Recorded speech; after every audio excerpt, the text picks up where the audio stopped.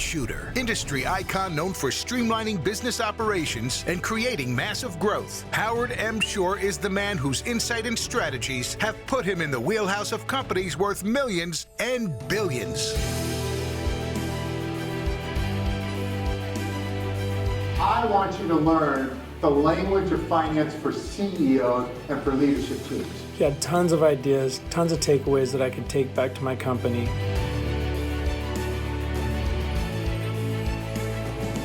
Having built and sold his first business for a 5x return by age 21, Howard is the founder of 6 different companies, one of which is Activate Group Inc., a company focused on helping executives and teams launch their companies into rapid growth mode, becoming, as Howard calls them, high-velocity organizations. The majority of your employees are not held to a really high standard of performance. As the strategic guru behind Fortune 500 brands like AutoNation and Ryder Systems, Inc., Howard's influence for Ryder alone identified over $350 million in profit opportunities and helped them build and sell Ryder public transportation services at an 8.6 times multiple for $1 billion.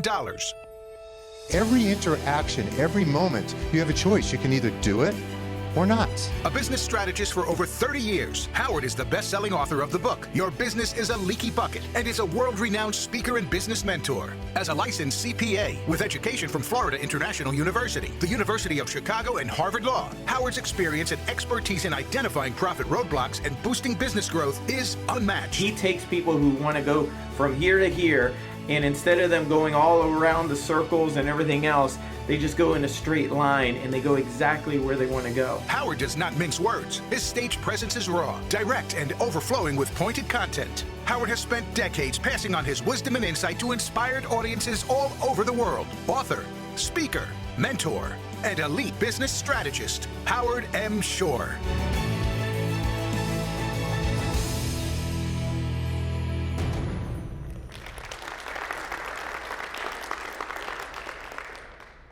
I am really excited to be here today. This is an awesome group. Let me ask you, how many of you would like to have more success? That's awesome. All right, how many of you would like to have more success and work less? All right, so I just came back from my CEO group. I just spent three days out in Sarasota, and every time I come back from that group, I realize I need to 10x what I'm doing. And what I want to help you figure out today is that you need to be 10xing what you are doing right now, and you can actually do it without working harder. Would you guys like to learn that today? All right, perfect. All right, so that's what we're going to talk about today. So actually, this was funny, and this case was not actually set up for you guys. It's my normal speech, but it's actually a restoration contractor, so the other side of the business. We've done a lot with restoration contractors, but it's an ideal case of an example of a company that came to us, and they were already really good in their industry. Usually I come in front of a crowd and I have to tell people what a restoration contractor does. I don't think I have to tell you guys what they do, right? But Russ Palmer comes to me and he says, listen, Howard, I've been working with an advisor for the last 5 years, and we've done really well, but we've hit a plateau. And all of us, you heard I've owned 6 companies, 3 of them are still active. We hit plateaus, right? And he's like, Howard, I've grown, it's taken me 20 years to get to $7 million. This is just not acceptable. And he says, I know my organization has a lot more potential. I have great employees, but somehow I'm not getting as much as I can out of them, and I hear you can help me. So he says, what I want to do is I want to double the size of my company over the next 3 years. So now I want you to fast forward, and now imagine 3 years later, you've tripled the size of your company. And now you've unlocked the majority of all your employees. Your profit margins have doubled. You're working half the amount of time. Well, that's what happened when we worked with Titan. And that's what happens with a lot of the organizations we work with. And what I want to share with you today is that it's actually not as hard as you would think to do that. After working with hundreds of companies, we figured out there was kind of a formula to do this. And it wasn't working harder, it was working smarter. So what I want to do with you today is I want to share with you that, first of all, it starts with this. Everyone in the room, we all need coaches. And what I want you to know is for the last 20 years, I've had a coach. I work with different coaches for different things in my business. It even starts with personal training. So I have a personal trainer. I've been bodybuilding since I was 13 years old. I have a gym in my house. So at this point, I know how to work out. All right, I know the exercises, but I work with a trainer. And the reason I do is, man, that bastard makes me do things I wouldn't do to myself, right? Do you guys know what burpees are? Who the hell came up with that, right? All right, he makes me do burpees, he makes me run steps, he makes me do more pull-ups than I would ever do. And because of that, at 54 years old, I'm in much better shape than I would ever have been thanks to that bastard, all right? Well, honestly, that's what my coaches have also done with me. And that's what we usually do with people. So the reason I share this with you is too often we get with companies, we've done everything with 1 million to over billions, right? We get with leaders and they're really proud. They're like, they can't wait to tell me how great their team is and how sharp the people were that they hired. So, hey, we don't have to manage them, right? I hired people, so I don't have to manage them. And they're so good that we just leave them alone. We don't have to train them. They're really good. And I'm like, do you realize how much money you're leaving on the table? Do you realize that because this is the way it is, you could be here and you're just here? Because you're not pushing them to do the burpees. There's no one pushing these people to get that little extra. And by the way, those little few extra percents of extra effort, it's not 1 + 1 + 1 = 3. In my first book, you'll see it's usually 25 to 50 in net profit growth. It's usually 100% in top line growth, just giving 1% efforts. So the reason I share this is I was upset that I was proud of creating billions of dollars worth of value at this point in my career. And then this jerk writes this book recently about the $1 trillion coach. And I'm like, God, I suck, right? But it came out because Mark Zuckerberg, Steve Jobs, and some really awesome people, Eric Schmidt at Google, they all had the same damn coach. And he didn't want anybody, he was really humble. And he's like, I don't want everybody to know what I'm doing. But he was working with all these awesome executives and their teams, and they all wanted to write a book when it was done, when he passed away recently, God rest his soul, awesome coach. What Eric said when he was done, and this is why he wrote about the $1 trillion coach, is we would have never created trillions of dollars worth of value without this guy kicking our ass. All right, it never would have happened. So I'm going to tell you right now, normally I go into rooms and in the room, I ask everybody to raise their hand because all their other leaders are in the room and sometimes they're employees. And I ask everybody to raise your hand who has a coach right now. And very few hands go up. And what's interesting is their teams, their team members in the room. So that means their team doesn't believe that their leader is their coach. This is a disaster. Okay, that means that the senior person is not doing their job. So this is my first lesson to you, is that the people that report to you don't see you as their coach, you are not doing your freaking jobs. That is my number one job as a CEO. I have 3 companies. I spend every other week with every one of my direct reports. My number one job, that meeting with them is not to hold them accountable. It is to unlock their full potential. And by the way, I love the concept of untapping potential because it's unlimited. You all have more potential than you've reached right now, and you're probably in your mind holding it back, and you have to help your people realize they're holding themselves back, and whatever they've reached, even if they're your top performer, they can 10x it. Right now, with one of my clients, and I don't usually work with anybody below the C-suite, they're like, listen, our top producer who does 10 times, actually you take all their other producers together, is complacent. So I started working with him, and right now we're working on how to 10 times his book of business. And he is so excited because he realized he was just happy with his book of business. No one was challenging him. No one was getting him excited anymore. Because since he did what everybody else did combined, it was easy to get complacent. But he's so good that we can do 10 times that. So you challenging everybody to do that. So everybody in this room who does not have a coach, I'm going to challenge you, find one. And everybody who's not coaching their people, that's my first lesson to you. Coach your people and then watch it happen. So that's my first lesson to you. The second lesson I want you to learn today is about conditions affect performance. So think about just driving, right? We're out on the road and it's raining a little bit. It gets cloudy, the clouds come down. It gets dark. What happens to our driving? What happens?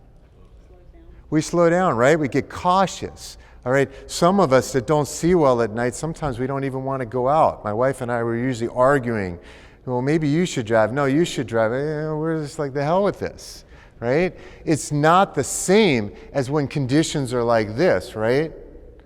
When conditions are like this, I just came back from Sarasota. I drove over yesterday. It was pretty hard for me not to get a ticket in my car. I'm just like, I own the road.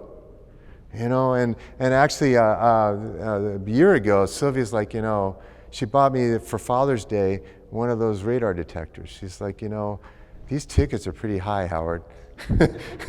You're getting too comfortable, and we really don't own the road. But see, the idea of this concept is we as leaders are not doing a good enough job of creating these conditions for our employees. We have to create the environment. We have to create vision so they know where we're headed. We have to make it very, very clear, all the expectations. And the clearer we make the road, the easier it is for them to do exactly what they need to do with no friction, and they can just hit the pedal to the metal and go, right? But the problem is we are naive and arrogant, and we think we've done this, but what we've really done is the other slide. And so they're slowing down. They're cautious, they're hesitant. And so I'm going to share with you a few of the things of why that's happening. Do you guys want to know? Are you with me here? You getting what I'm saying? I like to speak simple. I like not to be complex. I worked with too many complex people in the big companies. I couldn't stand it.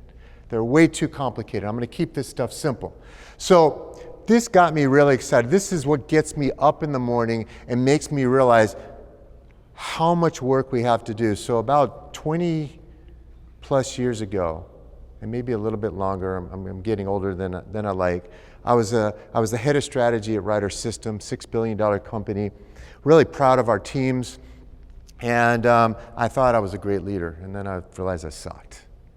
And actually we realized as a company, and we're one of the leaders in the industry, we're really proud, and Gallup comes in, and they do their Gallup survey, this magic 12 questions. Are you guys familiar with Gallup? Anybody familiar with Gallup? We do this Gallup survey. We were no better than this. And basically, this is their latest study and it just came out 2 years ago, and it improved. But it's only improved 2 percentage points in the last 20 years. So with companies spending billions and in training and consulting and coaching, it only improved 2 percentage points. So I'm like, man, we've got work to do. And what it said is only 33% of all workers in the US and Canada are fully engaged. That means they're all in. They're excited about their jobs. They're excited about your companies. And they're giving full all-in effort. Only 33%. That means the other 67%, you know it, right? You know, you're looking at those people and you know you're getting half, right? Right now, can you think of some people on your teams and you're like, they got more to give me? They give it to you sometimes, but most of the time, no. And there's only the few, and it's definitely you in the room, right? And that's why you guys are the top performers, that are giving you all effort. And then usually it's, the 80-20 rule. 20% of the people are, they're killing it, and the other 80% is like, what the hell? Why am I paying them, right? But it's all about this. So it's more like 33%, okay? And, maybe you guys are a little bit above the norm, but I'm going to tell you, usually when we do these surveys inside of companies, it's more like that. And so that means 51%, it used to be 55, 51% of employees are what they call not engaged. So they're doing the minimums. You're not going to fire them because they're doing the minimums, so they're not going to get fired. Once in a while, they'll give you extra effort. But, they're like, I got to get home. I got to get on that ball field. I'll hit my numbers once in a while. But they're not giving that extra level of service, really developing those relationships the way you need to. They're not all in like you. But you can do it. And I'm going to show you how to do it. And then the 16%, these people really piss me off. They're the actively disengaged. And what's happening is they're undermining what the engaged did. And I'll give you an example of this. So I'm at Contractors Connection, all right? And I'm at this trade show, and this young lady comes up to my booth, and I think it was Stanley Steamer. She was one of their new reps, one of the new salespeople. So I played around with her, and I said, so why would I buy one of your franchises? And she couldn't give me her value proposition.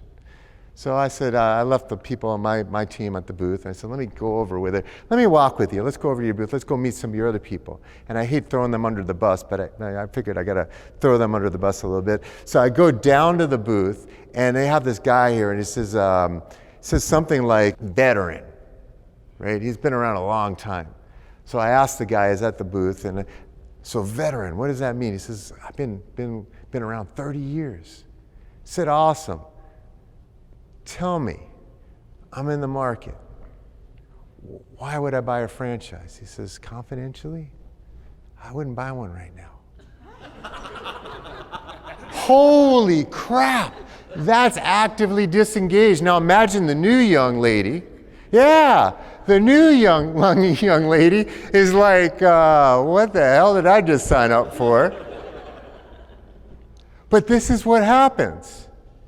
This is what happens when they get actively disengaged. And this guy's getting paid at a trade show to represent the company, and he's actively disengaged. And you got them in your organization. You have them, and we got to stop it because this is madness. It's killing your company. What I want to talk about today, and we're going to do a few exercises there because I want you to apply this. I want you to go home. I want to create millions today. You guys want to create millions today? And it's going to be simple. It's going to be so damn simple. You're going to be like, this is ridiculous, all right? I want to talk about some stewardship today. So what I realized is executive team health or team health is key. We've got to talk about purpose and culture, and we combine these three things. When I went back to this, and I really went to go understand the Gallup survey and what was the difference in that Gallup survey, I learned a few things. The first thing I figured out was 70% of the causal effect, that's 67% not being engaged, were the managers. Us in the room. And I'm saying us. I still got a lot of work to do. What they said is they went underneath the numbers. Only 22% of the employees that worked, and by the way, it was 22 million respondents for that last survey. All right, across, I think it was 167,000 companies. This was a good sample size, folks. And these were great companies. These are not like run-of-the-mill companies. And that's what they came up with. And they said only 22% of workers that responded felt that their leaders had a good vision for the company. Only 22%. And only 15% of those workers felt that their leaders got them excited about the future. No wonder they're disengaged, right? And then only 13% felt that their leaders communicated well. These are things we can fix, right? This is what got me excited. I'm like, man, we can fix this. This is not rocket science. I don't have to go and get a CPA. I don't need a master's degree to fix those things. I just have to stop being a jackass. I got to do my job as a leader. I got to stop working in the business, and I got to start working on it and start being a leader. All right? And that's really what that survey taught me. And the other thing it taught me, though, was the number one decision I made, leaders are not making a good job of, is who they named as manager then. Because when you went from department to department, people doing the same thing, the engagement numbers were very different in the same company doing the same things. So be very careful who you name as manager. But this is leadership here, folks. Where are we headed? What's our purpose? What is it we are trying to do? And I'm going to talk about that deeply in a little bit. How do we build culture? But I want to start with team health first. I find this a lot with particularly companies that have already been winning. One of the things I like to challenge people is, are you still playing to win? Or are you playing not to lose? Or even worse, I go into companies and they're like, I can't win because these Goliaths out there, they have an unfair advantage. But let's start with this concept of what is playing to win, all right? Have you ever been on a team that everyone is all in? Anybody been on a team like that? You play sports or anything like that, and everyone on the team is all in? Anyone? Man, it feels different, right? I've coached basketball also, particularly with my kids, and I've taken teams to championships, some with actually below average players. I don't even know how the hell we got to the championship. But those kids, everyone, they'd be crying if we lost. They'd be screaming at each other if people were I didn't have to coach. I just sit on the side and let them give each other a hard time. Let them tell each other where they were supposed to be. Let them call the plays, and then when it was time out or it was halftime, that was my time to coach. They got this because they were there to win. Or my niece, when she missed a perfect score in the SATs by 1 point, she retook it. She was pissed that she did not get a perfect score. That is playing to win. And see, what happens is when we start our companies, we're playing to win. We do everything it takes, and then success gets in our way. And our heads get big. And our hunger, while we're hungry, is not the same for many of us. And particularly everybody on our team, and we got to challenge them. And I was thinking back as I was creating and I was writing my book, and I'm like, man, I might be a fraud. And I'll tell you why. When I owned my first company, and we talked about, I mentioned in the video, the one I sold when I was 21, I was thinking about a story when I wanted to get it. I owned a typesetting graphic design company way back when, scoring 100% a quarter, and I wanted to get an advertising agency as a client. And everybody's like, Howard, you're 18, you're a nobody, you're not going to get any of these advertising agencies, you haven't earned the right yet to get, and I wanted to get one of the largest advertising agencies in our market. So I show up to this advertising agency, I go in the door, and to get the business, you got to go to the art director. So I go, this nice young lady sitting at the desk, and I'm like, I want to, and I knew the name of the art director, I don't remember anymore, this is a long time ago. And I asked to speak to the art director. She says, I'm sorry, he's not available today. I said, it's okay, I'll wait. And I sat in the lobby all day.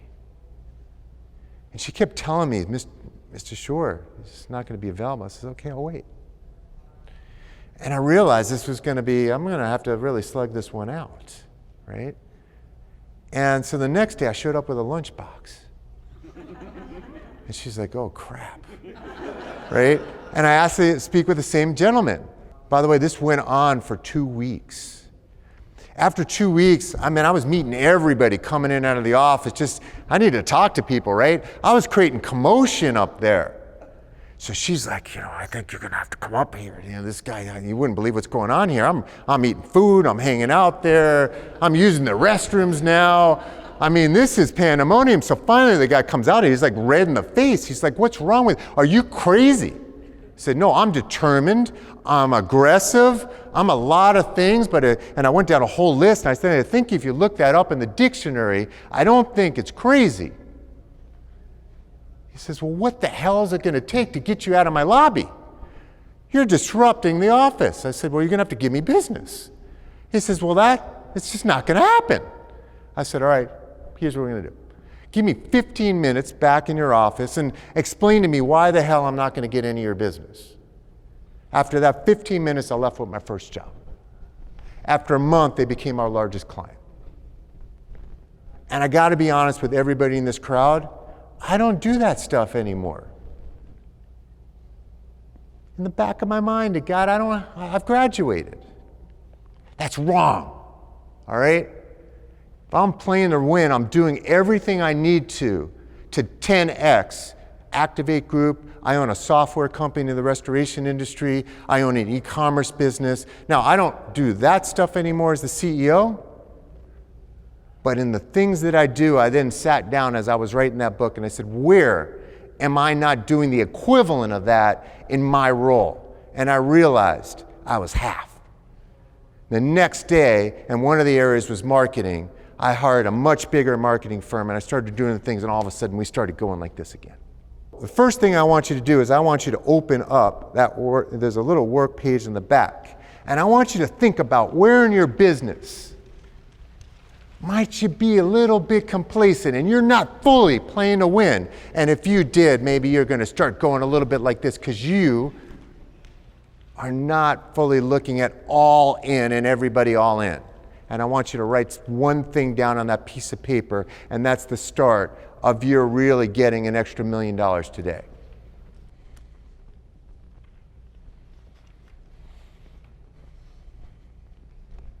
Nice to meet you. Hey, Eric. All right, who here is still with me?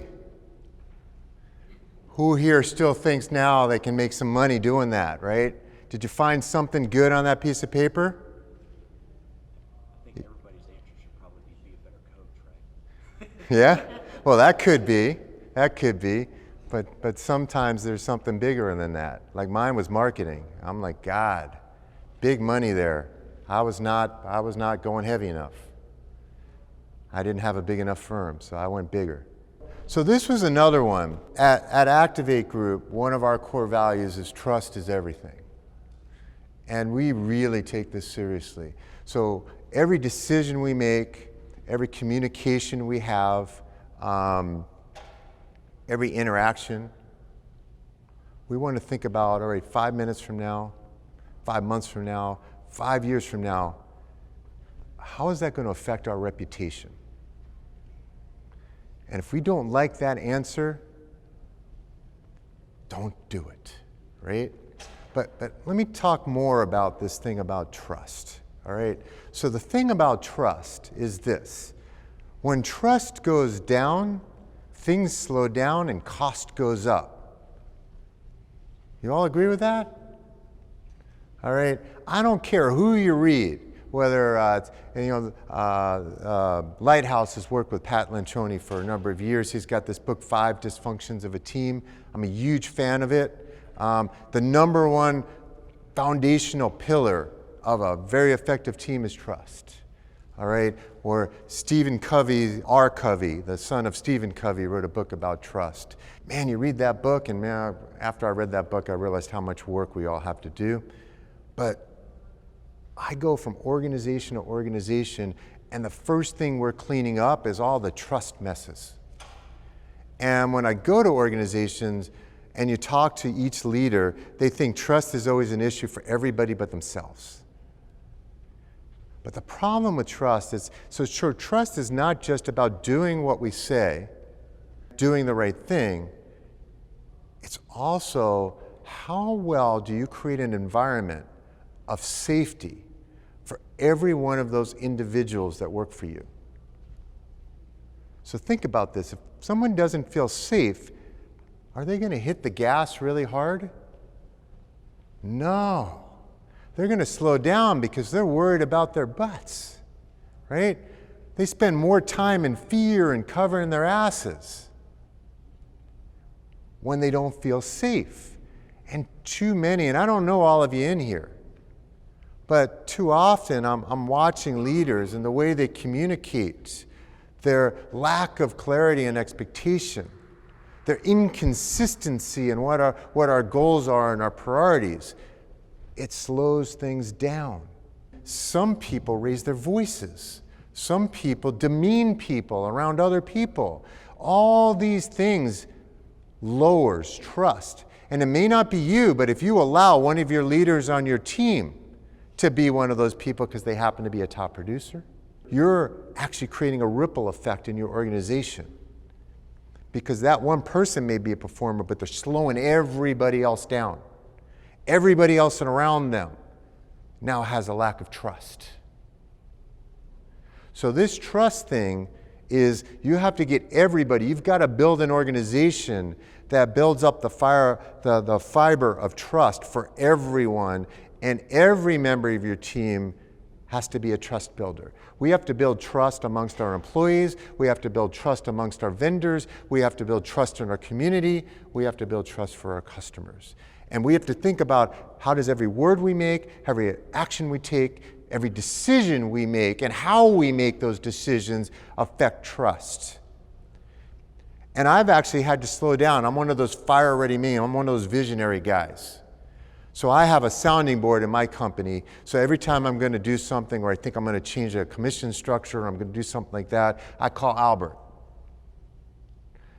Albert, he thinks through things a little bit slower than I do. And I'm like, Albert, all right, so before I make this decision, whose trust am I going to violate?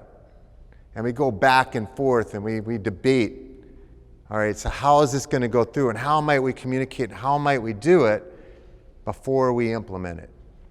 And sometimes we decide we're not going to do it because maintaining trust sometimes is more important, and it will be more costly if we implement it than sometimes the cost savings we're going to try to do in implementing something, because it'll be more deadly for us in the long term, or a contract with a customer because we're so right.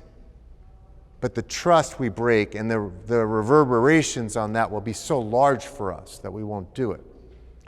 So now the next exercise I want you to do is write down what's the one thing you could do in your organization, and it's probably worded better than I'm going to say it on the sheet, but what's the one thing you can do in your approach that can stimulate better trust in your organization, with your teams, with your customers.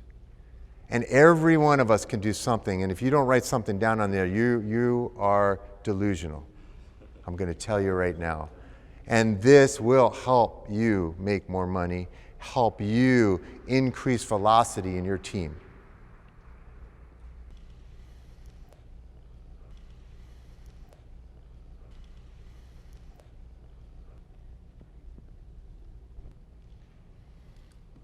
So my next one is the elephant in the room. I used to get in a lot of trouble when I was in corporate. It was actually taboo in some of the corporations I worked in to speak up. It's a big core value of mine. Now, let me tell you what I mean by speaking up, though. It doesn't mean, I believe in being assertive versus being aggressive. I believe, you have to be responsible and use some tact and not be a mallet or a hammer when we're talking to people. And we need to be responsible when we speak up. However, we do need, and we need to encourage everyone in the organization to talk about the elephants. So if there's unproductive behaviors, we need to hear about it. Whether it's with customers, whether it's fellow coworkers, whatever. Because when we don't remove that, it goes back to that trust thing again. And by the way, they will not speak up if there's not trust. If they believe you're going to shoot the messenger, they're not going to speak up. If they believe they're going to bring something up in a meeting and you're going to shoot them down and they're going to get embarrassed, they're not going to speak up, and that kind of stuff. So this gets to how really good are your meetings. And by the way, if you're having meetings and you're the only one talking, you've got a trust issue, I'm going to tell you right now, very likely.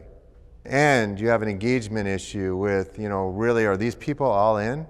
Because if they're all in and there's high trust, every one of you every day has real issues going on in your business. And I want everybody on my team speaking up. And you got to get everybody speaking up, because that's the only way you're going to increase the velocity and speed and acceleration in your businesses. We need to know what is going on with the customers, what is going on with employees. And that's the only way we can remove barriers and get rid of the fog. So the great companies we work with, there's a lot of contentious battles going in every week in meetings. And too often I go into companies and there's no conflict. It's like excuse fill in there. We didn't hit our numbers, it's the market's fault. This didn't happen, it's somebody else's fault. When we hit an elephant, they just dance around it. But not in the great companies, man. It's going, even at the lower levels, man, they're hitting their bosses. Man, there's conflict all day long, but it's constructive conflict. And we just have to teach the employees. I like to call them the lambs. We have to teach the lambs how to speak up. We want everybody, because we want everybody all in. So now the next thing I want you to write down on the piece of paper is, what are the obstacles in your organization that you now want to go back to the office to get more of the brutal facts to come out every day, every week in your meetings, so that you can increase acceleration? What is it about your culture that you want to start changing immediately so you get more brutal facts addressed weekly? That's your next assignment. Go get them.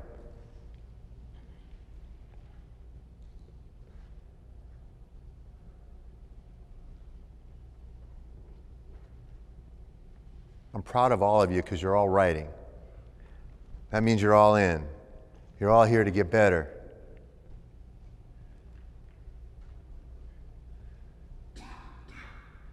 That also means you all want to work less, which is good, because once you get this stuff implemented, you work less.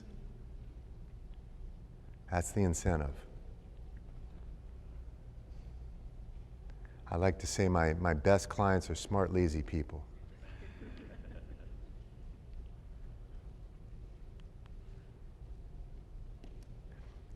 So this is the last piece I'm going to hit on culture. There's other pieces, but these four I found when I look at the great companies, the ones that we see go like this and keep going like this, versus the ones that they do great, but then they do this or they're just good. The difference in the cultures are these four things I'm sharing with you. This last one is, they create great environments, they care about their people, they do all those things, but results matter. They don't do it in like jerky ways, where it's like it's all about the numbers. But they let their employees know, listen, I'm going to give you a great work environment, I'm going to care about you, we're going to have great benefits, all that kind of stuff, but listen, you're here for a reason, and we have expectations. And so every single person in the company, not just salespeople who have quotas, but every single person in the company knows what's expected of them. And too often I go into companies, and then I can walk up to any employee and say, all right, so what are the two measures that tell you whether you have a good day or a good week? And they look at me with this blind stare. Like, what the hell are you talking about, dude? I have a lot of stuff to do right now. Stop bothering me. Have you seen my to-do list? They're not there for the to-do list. And actually, most of the stuff on their to-do list, get rid of it, because it's not going to move the needle on the two measures that you need them to move. And the clearer you can make it for them to see the biggest boulders you need them to move right now, it'll help them focus and help you get done what you need to. If you go back to the old 80-20 rule, 80% of the results you need come from 20% of the activities, they haven't figured out, and you probably haven't even figured out for each person in your company, what are those 20% of the things that each one of your people do that create 80% of the impact from their job? And whether it's a receptionist or a bookkeeper or whatever, every single person is there, and they create contribution margin for your company, or they wouldn't be there.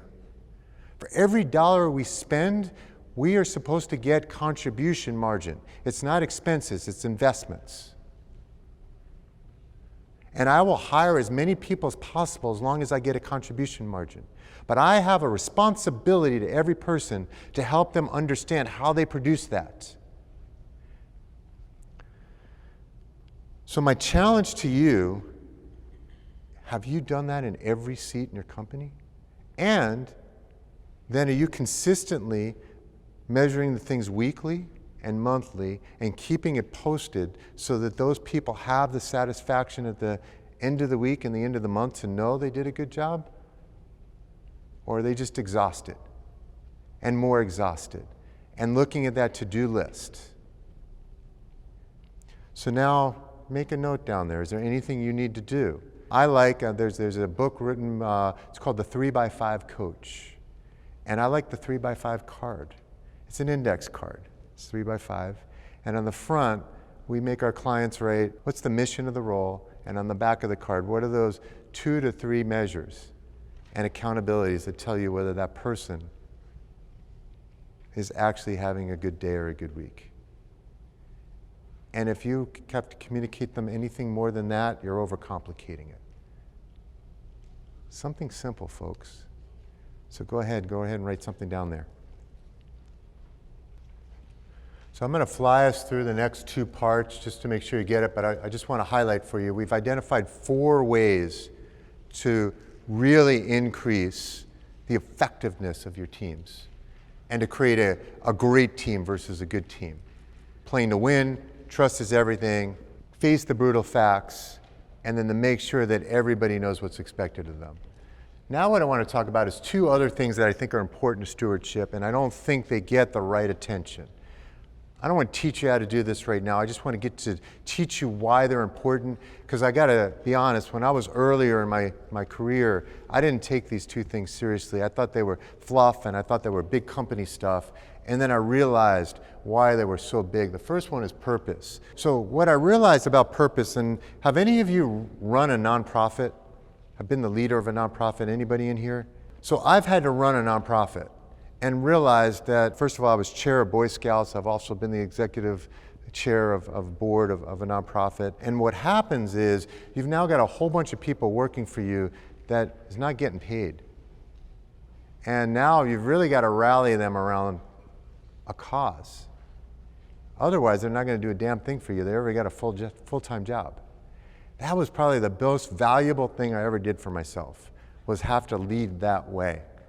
That's probably the hardest leadership role I've ever played. And it really got me thinking about purpose and how well nonprofits did it and how poorly for-profits did, and obviously both sides can learn a lot from each other. So what I realized was it really gives direction, because purpose is really a centralizing idea. It's not an end state. It's an idea that we're trying to build around people, and it's that idea that wakes us up in the morning. Like for me, I am so excited about unlocking full potential of everybody in this room, everybody I meet, a valet, anyone I meet anywhere. If there's anything I can do that stimulates thought in them, that gets them to go and do more, man, that juices me up. And if you join my organization, that's got to get you excited, or don't join my organization. And we do that internally as well as externally. And what happens is, when you have purpose, man, you'll knock down walls to make that happen. You'll do anything, because it's not about money anymore. It's about getting and achieving that mission.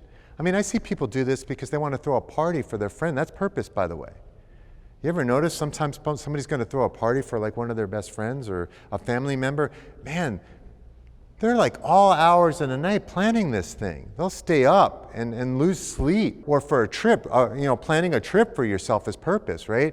My wife, I mean, she's a judge. She's the administrative judge for Dade County here for workers' comp. And I'm raising our kids, man, but our trips, every year our trips are our thing to do.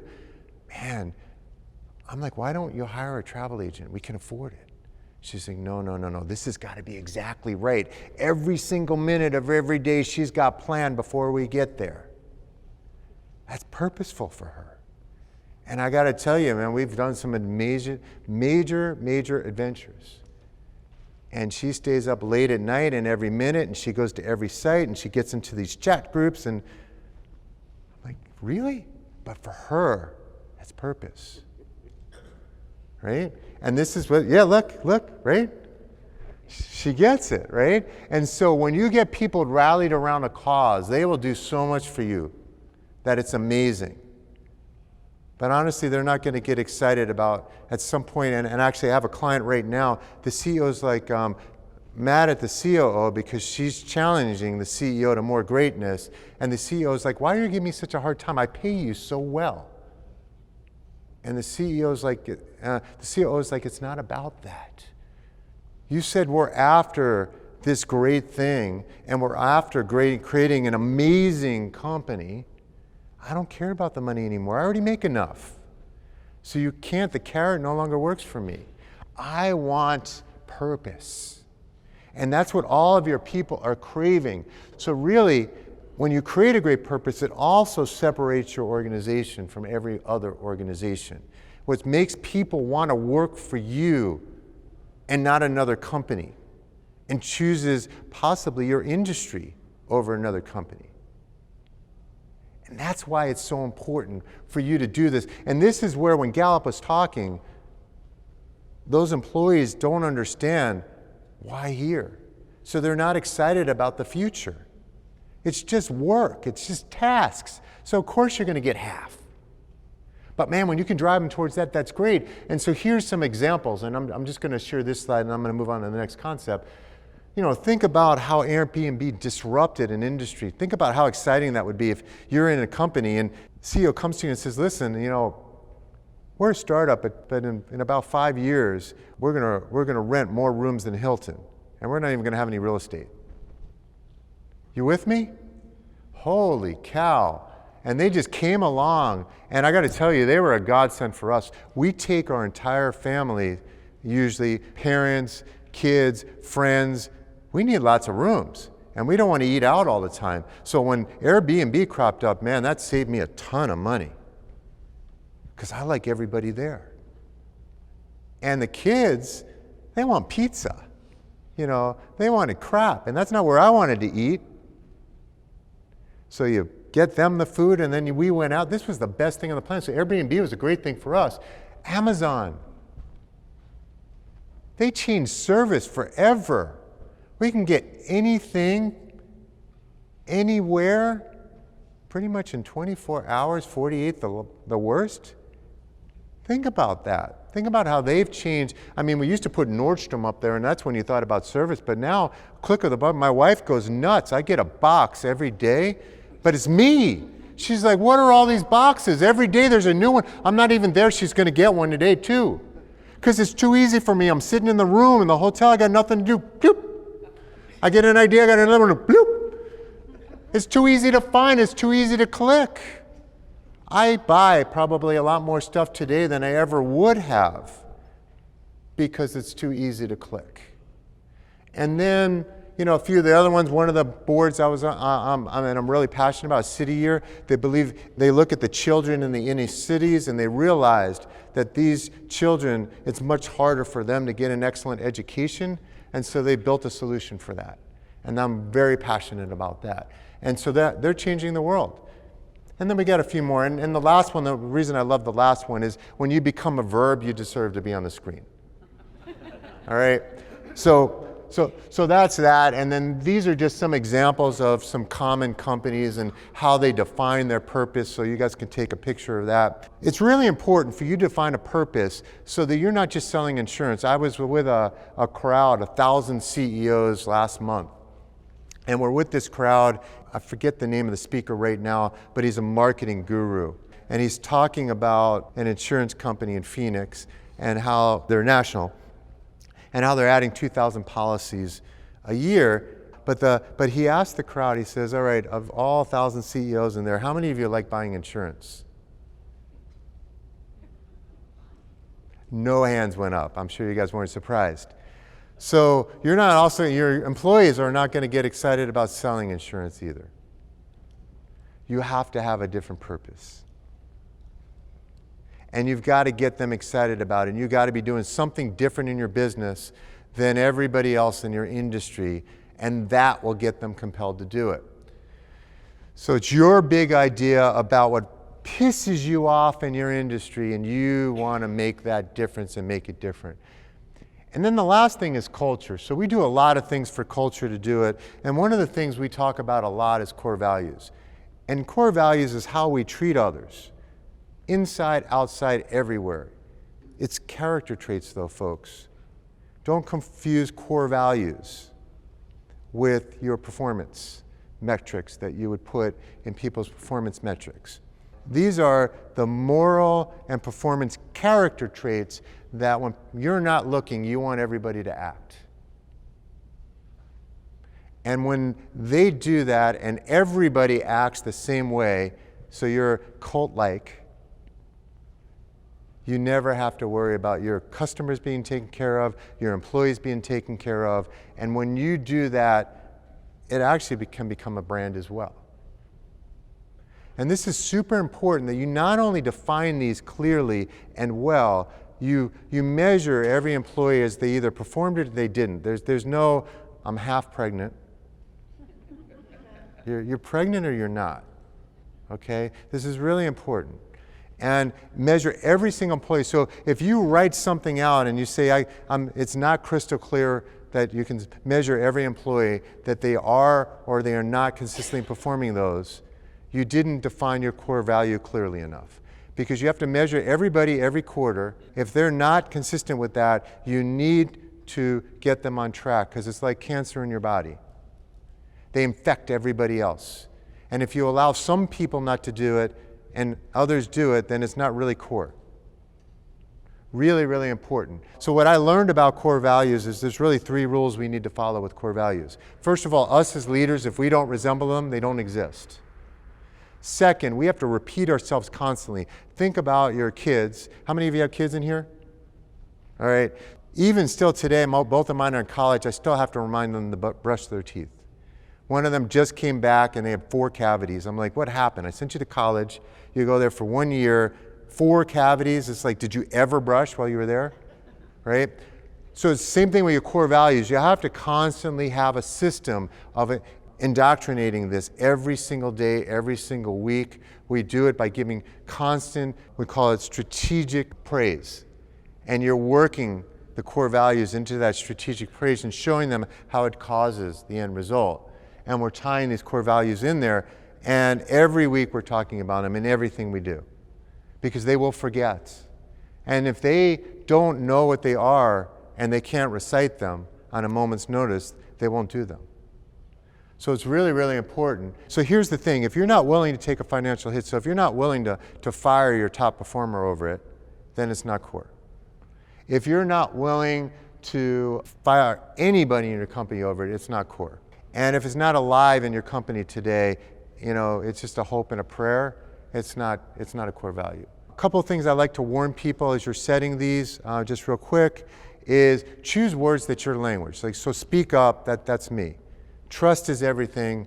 You'll hear me say that constantly. If you don't use the word integrity all the time, just because everybody else uses that word doesn't mean that's your word. But integrity is probably important to you. Use words and phrases that are important to you. So a good example is, I'm walking in a networking event. Some guy hands me a card, and on the back of the card are these core values. And just in case you want to go to this website, and I always forget the website, it's phase2online.com. So I get to this website, I get this card, and on the back of it, everybody you meet is Brian Blake. And some other crazy core values. I'm like, you do tell. All right, so already as a conversation starter. So Brian Blake applied for a job at this company, and he didn't get it. But he had such a remarkable experience. He goes to work for a pump supply company, then needs their services 2 years later. Never forgot this company. So he goes back. They changed names because they did a merger. He still found them. And then he hired them. He became their largest customer, and for years was a huge testimonial. All because of the experience he had during the interview process. So the CEO used this as a legend story. And what he wanted every employee to know is, listen, everywhere you go, whether you're in the ball field, every interaction you have, we want you to remember that the person you're meeting may be the next Brian Blake. What I want you to get from this example is your core values need to be that clear and that memorable. Because now, would you forget that story? No, you want all your employees to go back and you want them to treat everybody that way because they made somebody they didn't hire a raving fan. You need to do that in your business, right? I think that applies to insurance, doesn't it? I see too many core values and they're not clear. They're not measurable. They don't have stories that go with it. And then even the leadership team doesn't know how to apply them. These are more common ones that you see, but you can see you can measure it. You know, we make it happen. So if you got an employee that's consistently, I had to go home, you know, they, when you really need them, they call in sick. They kind of finish the job, but then they kind of leave it to the end of the week. They didn't make it happen, right? We have that same core value, by the way. I hate excuses. And we have stories that go underneath this. So you got to have core values like these. And more moral character traits, I think, than performance character traits I recommend. And I would go there. So for you to get top performance out of your organization, for you to create a clear road, for you to get unlock potential out of every employee, it starts with stewardship. It starts with team health, executive team health first, then all the other teams. Everybody needs purpose. We all want purpose in our life. We all want meaning. We don't want a job. And then when you create your core values, we want to work with like people in a right environment, right? So when you create the right core values, if you asked every employee, would you want to work with anybody that didn't do these things? Their answer would be, of course not. That's when you know you've got it. And you wouldn't want to work with anybody that's not like that. That's when you're creating an environment that allows people to be free. And when you allow anything less than that, you are not going to get peak performance. You're going to get less. You're going to get half. You're going to get that 33%. So that's where I want to challenge you. So I shared with you today, we have a methodology. It's in my book. There's really 5 plates we spin as CEOs. Stewardship's only one of those plates. And by the way, we can't ignore any of these plates when we're working on the business. The second plate is strategy. Do we have a unique mix of value that we bring to the end customer that provides us with a remarkable amount of profit? That's strategy. Human capital management, don't treat your people as resources, treat them as assets. We throw away resources. And human capital management is about how do we acquire the best assets, onboard them properly, keep and grow them, and then get that return I talked about on that assets. That's the entire cycle, right? And then we do planning. Planning is just about prioritization and making sure that your priorities and goals are aligned in the long and short term, and then they are clear to everyone. Many times they're not, just a few people on the leadership team. And then accountability is just making sure that all of those goals are going to happen.